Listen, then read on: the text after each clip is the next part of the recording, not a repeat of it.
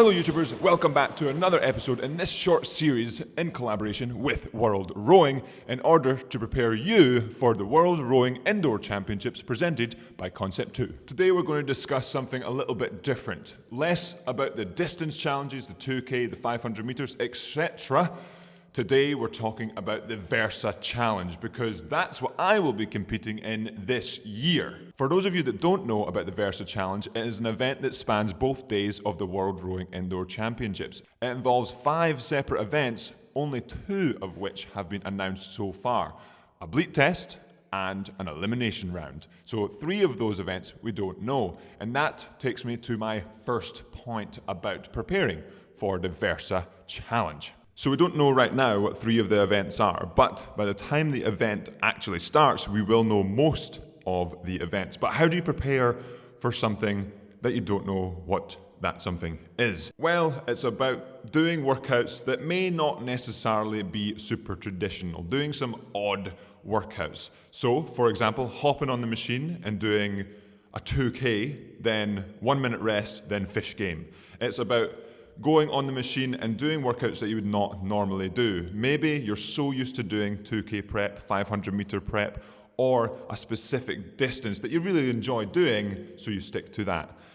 Doing the Versa Challenge opens that up, so you really have to get used to doing workouts that you may not necessarily do on a regular basis. I recommend speaking to someone who may not necessarily know too much about rowing, ask them what workout you should do, and thinking outside of the box, they could come up with a workout that you would never ever do, and you can hop on the machine and do that. And I really think doing some random workouts like that can help you prepare for the Versa Challenge. In saying that, you could also look at last year's workouts to give you a rough idea of the scope, but we have been warned that it may not stick to the events of last year. So you get a rough idea of how random or how odd the workouts could be from last year, and then you can kind of step on from there. Another massive part about trying to get the best out of yourself for the Versa Challenge is knowing your machine. Like I mentioned in a previous episode, it can really benefit to know your machine so that there's no surprises on the day. With extra surprises coming in with the Versa Challenge, you really have to know your machine that bit better. So, what do the screens look like on the machine? When you change the units, do you know how they convert to each other? What do drag factors feel like? Do you normally row on a high drag factor, a low drag factor, a middle drag factor? And how does each one feel? What about rate? Do you know what a rate 20 feels like? Do you know what a rate 30 feels like? Maybe even a rate 40. If you can feel those things out and know those things without actually seeing the screen, then it's really going to help you. And speaking of screens, have you looked at the power curve lately? Maybe there's an event where you're looking at specific power curves, one that peaks at the end or one that peaks at the start of the stroke. What does that feel like? All of these things combined, once you get used to them, you can really start to feel, okay, I'm really confident in myself on the rowing machine.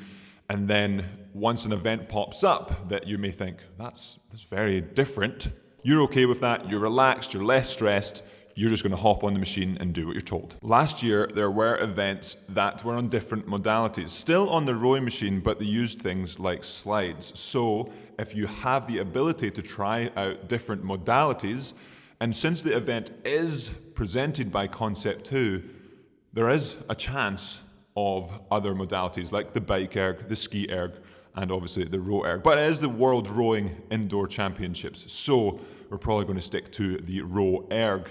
But that's just a left field idea, and it won't hurt, at least to get a little bit of cross-training in on other modalities. But specifically using things like slides or any other additional things that you could think of that Concept 2/World Rowing could use in the event. And yes, you can try and do lots of random workouts, lots of odd workouts to prepare yourself for potentially odd racing events.